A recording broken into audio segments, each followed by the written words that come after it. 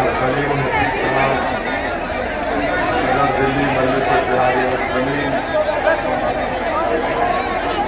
मेरे भाई जनाब लखन साहब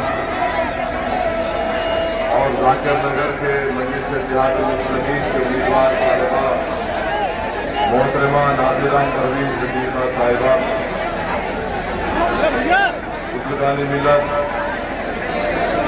मेरी गद्दार और बहनों, मेरे आप तमाम का बेहद शुक्रिया कि आप इस इंतखाबी जलसे में शिरकत किए हैं। मैं आपका शुक्रिया अदा करता हूँ। आप जानते हैं कि मजलिस इत्तेहादी मुस्लिमीन ने जाकिर नगर वार्ड से जनाब लखन साहब को जिम्मेदारी दी है कि वो इस वार्ड से मजलिस इत्तेहादी मुस्लिमीन के उम्मीदवार को कामयाब कराएं। और मैं आपके दरमियान में इसलिए आया हूँ कि आपसे दरख्वास्त करूँ, आपसे गुजारिश करूँ कि 4 दिसंबर के दिन आप तमाम अपने वोट का इस्तेमाल पतंग के निशान पर करिए। और मैं आपसे ये भी गुजारिश करना चाहूँगा कि हमारे भाई लखन साहब ने इस इलाके में, इस वार्ड में, इस असेंबली हल्के में बेलोज तरीके से अवाम की खिदमत की, बड़े मसाइल और मुश्किलात का सामना उनको करना पड़ा और आवाम की और सच्चाई की सरबुलंदी के लिए उनको जेल की सोबतें भी बर्दाश्त करनी पड़ी और जेल में उनको बहुत मसाइल और मुश्किलात और समाजी दिए गए हैं। जनाब लखन साहब की खिदमत से आप तमाम हजरात वाकिफ हैं और मेरी आपसे गुजारिश है कि जाकिर नगर वार्ड से आप तक ऐसे कॉर्पोरेटर की जरूरत है जो आपके दरमियान में रहकर काम करवा सके, दिन रात मेहनत कर सके और इस विधानसभा में जाकिर नगर वार्ड में आवाम के बहुत से मसले मसाइल हैं। और सबसे बड़ा मसला भाई साहब, ऐसा देखिए, जो भाई साहब रुक जाइए, किसी को मत बोलिए बैठने के लिए, ठहरने के लिए, बैठने के लिए, सुनिए मत, रुक जाइए।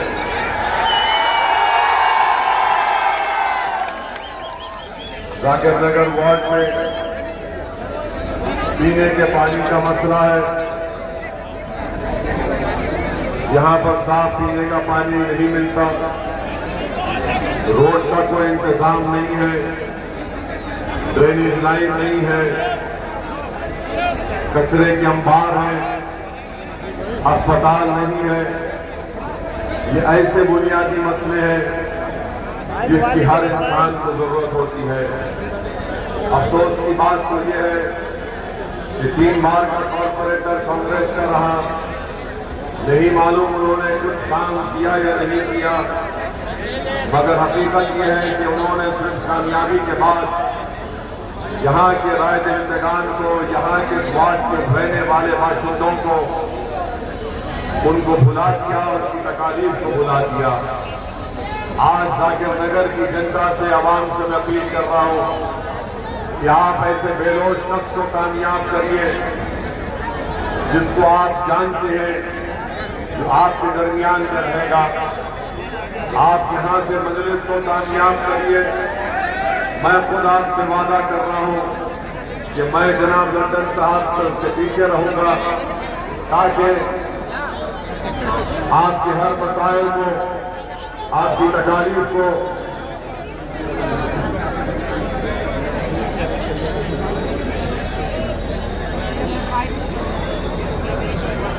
हम इस मुश्किलात को हल कर सके।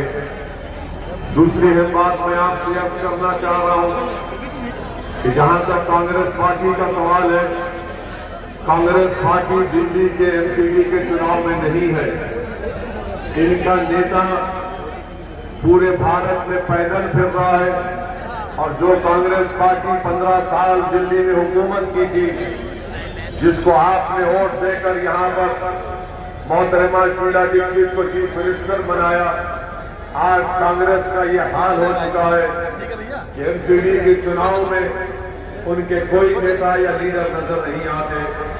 तो इसलिए कांग्रेस को वोट देना आपके वोट को जाय करने के बराबर है।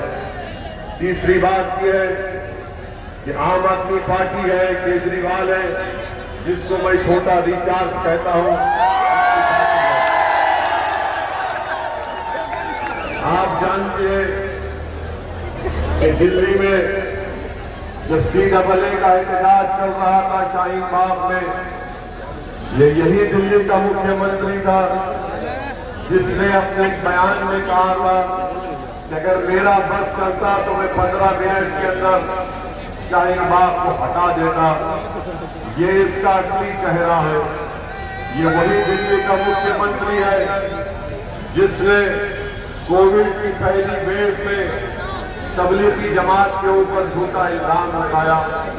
और आपको मैं याद दिलाना चाहूंगा कि तबलीगी जमात के ऊपर झूठा इल्जाम लगाकर इसने पूरे मुल्क में मुस्लिम अल्पसंख्यक समाज के खिलाफ एक नफरत की फिजा को पैदा कर दिया। और सब लोग यही समझते थे कि मुसलमानों की वजह से कोविड फैला है।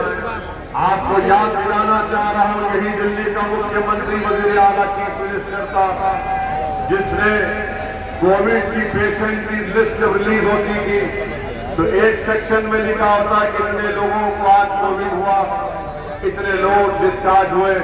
तो उसी सेक्शन में बाजू लिखता था कि तबलीगी जमात सुपर स्प्रेडर का नाम इसने दिया था।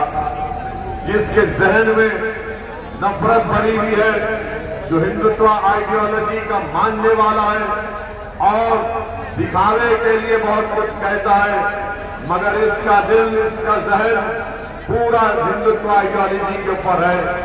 तीसरी बात मैं आपको बताना चाहूंगा कि दिल्ली में बदतरीन फसाद हुआ और उस फसाद के बारे में क्या दिल्ली के मुख्यमंत्री ने एक लफ्ज कहा? कुछ नहीं कहा। लोग मर रहे थे, घर जलाए जा रहे थे, लोग परेशान थे और ऐसे वक्त में दिल्ली का ये चीफ मिनिस्टर गांधी समाधि के पास जाकर आंख और मुंह बंद करके बैठ जाता है। मैं चैलेंज कर रहा हूं केजरीवाल के पार्टी के जिम्मेदारों को, बताओ दिल्ली में जब फसाद हुआ तुम्हारा उसके बारे में क्या राय है? इनके पास कोई राय है? तुमने कोई बात की, तुमने उसका कंडेमनेशन किया, कुछ नहीं किया। और उसके बाद आप देखते हैं कि फसादात के बाद कंपनसेशन नहीं दिया जाता, कोई कंपनसेशन नहीं दिया जाता। ये इसका असली चेहरा है। इस वार्ड में पीने का पानी नहीं है और वो छोटा रिचार्ज सारी दुनिया में बाजा बजाता है, सारी दुनिया में बाजा बजाता है कि मैं पानी फ्री में दे रहा हूं। ऐ दिल्ली के मुख्यमंत्री, आओ यहाँ पर जाकिर नगर को, ओखला को, और यहाँ का पानी पीकर बताओ उसके पानी में कितना मजा आता है, तुमको पता चलेगा। ये दिल्ली का चीफ मिनिस्टर, मेरी बात को याद रखिए, मैं आपको जज्बात में डालने के लिए नहीं कह रहा हूं, बल्कि ये 2013 का नरेंद्र मोदी है। नरेंद्र मोदी इसके बड़े भाई है, ये इनका छोटा भाई है। इतनी फिरकापरस्ती इसमें है कि इसने कह दिया कि हमारे जो करेंसी के नोट है, 100 रुपए की, 500 और 2000 की नोट पर दिल्ली के मुख्यमंत्री ने कह दिया कि इस पर गांधी की फोटो के साथ, बल्कि उसके ऊपर देवी देवताओं की फोटो को लगाया जाए। हम दिल्ली के मुख्यमंत्री से पूछना चाहते हैं कि क्या तुमको याद नहीं आया कि ये मुल्क सेक्युलर मुल्क है, ये भारत है जिसका कोई मजहब नहीं है, किस बुनियाद पर तुमने तजवीज दी? तो मालूम हुआ कि दिल्ली का मुख्यमंत्री हिंदुत्व की आइडियोलॉजी पर चलना चाहता है। वो इस मुल्क को एक हिंदुत्व तहजीब में डुबो देना चाहता है। वो भारत के सेकुलरिज्म को जो संविधान में लिखा गया उसको खत्म करना चाहता है। मेरे अजीज दोस्तों, मेरी इज्जतदार माँ और बहनों, मैं आपको ये बात इसलिए बता रहा हूं कि आपको एक अहम फैसला लेना है। 4 दिसंबर के दिन अगर आप लड्डन भाई को कामयाब करेंगे तो दिल्ली के मुख्यमंत्री को एक पैगाम मिलेगा कि अब तुम बीजेपी से डराकर हमारा वोट नहीं हासिल कर सकते। बीजेपी में जितने नेता हैं, बीजेपी में जितने लीडर हैं, उसमें से एक लीडर केजरीवाल की पार्टी से बीजेपी में गया। वही शख्स नारा लगाता है कि देश के गद्दारों को गोली मारो। क्या आपने कभी सुना दिल्ली के मुख्यमंत्री के जबान से कि वो उस नारे के खिलाफ कुछ कहता है? कुछ नहीं कहता है। ये क्या तुम पूछिए, ये केजरीवाल की पार्टी से पूछिए कि बिल्किस बानो पर तुम्हारी राय क्या है। बिल्किस बानो के ऊपर कुछ नहीं कहेंगे। बिल्किस बानो के बारे में दिल्ली के डिप्टी चीफ मिनिस्टर से मीडिया ने पूछा तो उन्होंने कहा कि हम बिल्किस बानो की बात नहीं करेंगे, हम स्कूल की बात करेंगे। अरे अगर बिल्किस बानो की बेटी जिंदा होती, जिसको उसकी मां के सामने उसका रेप अस्मत रेजी करके अपनी बेटी का कत्ल कर दिया गया, अगर बिल्किस की बेटी जिंदा होती तो शायद उसकी बेटी आज जामिया यूनिवर्सिटी में पढ़ती होगी। मगर केजरीवाल और उसकी पार्टी बिल्किस के ऊपर बात नहीं करेंगे। पूछो ये केजरीवाल की पार्टी से और वो उससे पूछिए कि यूनिफॉर्म सिविल कोड के बारे में तुम्हारी क्या राय है। यूनिफॉर्म सिविल कोड के बारे में कुछ नहीं करेंगे। तो मेरे अजीज दोस्तों, मेरी इज्जतदार माँ और बहनों, ये लड़ाई इस चीज के लिए होनी चाहिए कि क्या हम दिल्ली के मुख्यमंत्री को, जो हिंदुत्व आइडियोलॉजी का खुला सपोर्टर है, वो आइडियोलॉजी जो सावरकर ने लिखी, उसको मानता है, इस देश को एक ब्यूरोक्रेटिक कंट्री बनाना चाहता है, क्या आप ऐसी पार्टी को वोट देंगे या फिर ऐसे शख्स का साथ देंगे जिसने इस वार्ड में अपनी खिदमत का एक रिकॉर्ड अंजाम दिया?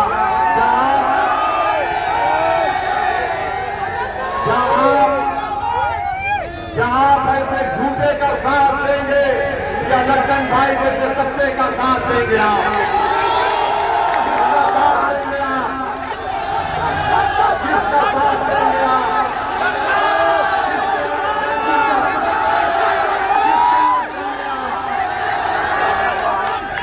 मैं अर्ज कर रहा हूं कि आप अपने वोट का सही इस्तेमाल करिए। फिर से आपके लिए कह रहा हूं कि कांग्रेस पार्टी मैदान में नहीं है। 3 मरतबा आपने उनको मौका दिया, उन्होंने इस वार्ड की आवाम को धोखा दिया।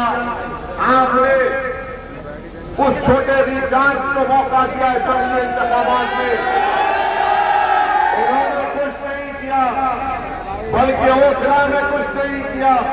आज आपसे मैं अपील करने आया हूं कि एक मरतबा लड्डन भाई को आप अपनी मोहब्बत और इज्जत से नवाजिए। मैं गारंटी के साथ कह सकता हूं कि इंशाअल्लाह ताला जो तकालीफ आपकी है वो तकालीफ खत्म होंगे। जेल में शिफाउर रहमान है, पूछिए ये केजरीवाल से कि बताओ शिफाउर रहमान के बारे में तुम्हारी राय क्या है? कुछ नहीं बोलेगा। पूछिए इस मुख्यमंत्री से पूछिए कि क्या तुम खालिद सैफी को जानते हो? वो खालिद सैफी जिसकी बीवी, जिसकी पत्नी रो रो कर वीडियो जारी करती है कि मेरा शौहर खालिद सैफी जेल में मर जाएगा, बीमार है, उसका इलाज नहीं हो रहा है। तो ये केजरीवाल का मंत्री ईडी के कस्टडी में जेल को जाता है और जेल में बैठकर इसके हाथ और पैर को तेल लगाकर इसकी मसाज किया जाता है। सोचो आप कि आपने केजरीवाल का साथ दिया। एक तरफ हमारा भाई खालिद सैफी है जिसकी बीवी तड़प रही है अपने शौहर के लिए, तो दूसरी तरफ केजरीवाल का मिनिस्टर है जो जेल में बैठा है और उसको पूरी सहूलतें मिल रही है। बताओ अजीज दोस्तों और बुजुर्गों, ये खुली नाइंसाफी नहीं है तो क्या है? इसीलिए आपको इन तमाम नाइंसाफियों के खिलाफ मुत्तहिद होकर आपको जवाब देना पड़ेगा। और जवाब हम सिर्फ नारे लगाकर नहीं दे सकते, जवाब हम सिर्फ जज्बाती तकारीर से नहीं दे सकते, बल्कि मैं जाकिर नगर की आवाम से अपील कर रहा हूं। आपने देखा कि पार्लियामेंट में जब CAA का कानून लाया गया था तो मैं और इम्तियाज जलील साहब ने भाजपा के 300 MPओं के सामने मोदी और अमित शाह के हाथ में हाथ डालकर हमने कहा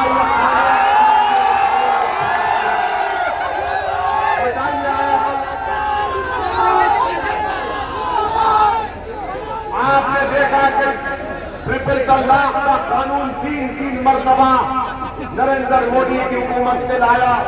3 मरतबा हमने दलाल के साथ उस कानून को कहा कि ये खवातीन और महिलाओं के खिलाफ है।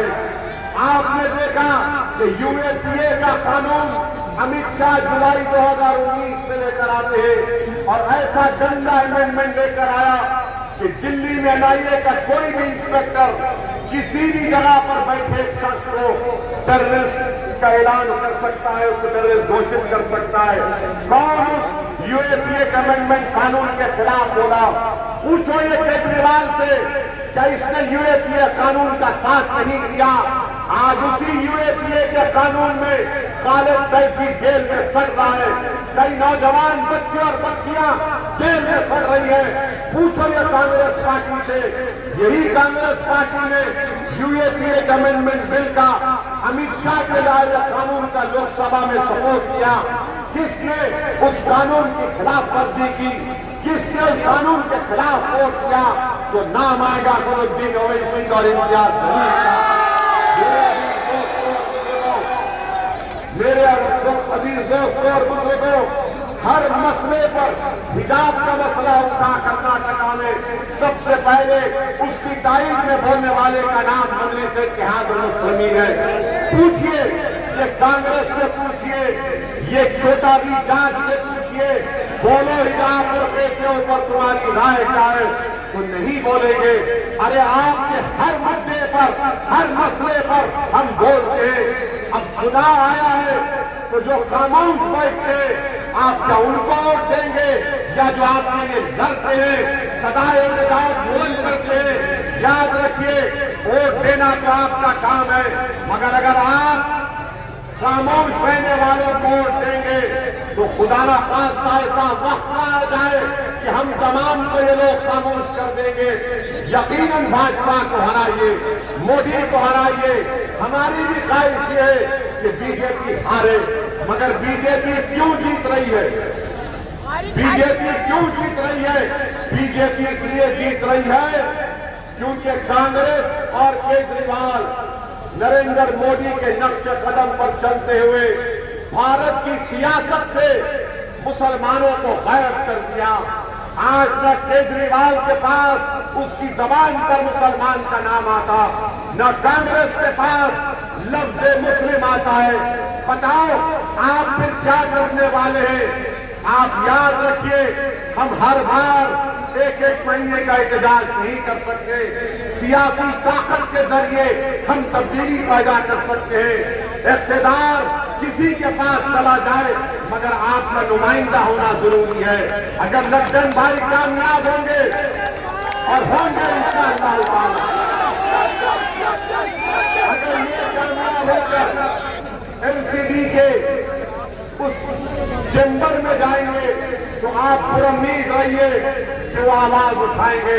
सिर्फ जाकिर नगर के बारे में हमारी बहन नहीं लड़ेगी, बल्कि दिल्ली में जहां कहीं भी नाइंसाफी होगा, लड्डन भाई और हमारी बहन उस नाइंसाफी के खिलाफ उठेंगे और लड़ेंगे। आज आपको लड़ने वालों की जरूरत है। आज आपको अपनी आवाज को उठाने की जरूरत है। बताइए कौन है आपकी आवाज? क्या केजरीवाल तुम्हारी आवाज है? क्या ये छोटा रिचार्ज तुम्हारी आवाज है? क्या कांग्रेस तुम्हारी आवाज है? क्या भाजपा तुम्हारी आवाज है? तो फिर तुम्हारी आवाज कौन है? बताओ कौन है तुम्हारी आवाज? कौन सी पार्टी तुम्हारे लिए लड़ती है? आपको लड्डन भाई का साथ देना है।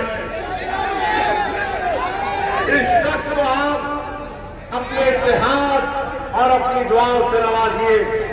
बड़े मुश्किलात का सफर इसने तय किया है, बड़े मसाइब और मुश्किलात का सामना किया है। मैं लड्डन भाई का शुक्रिया अदा करता हूं कि उन्होंने बहादुरी से एक फैसला किया है और आपको ये सोचना है और सोच समझकर 4 दिसंबर के दिन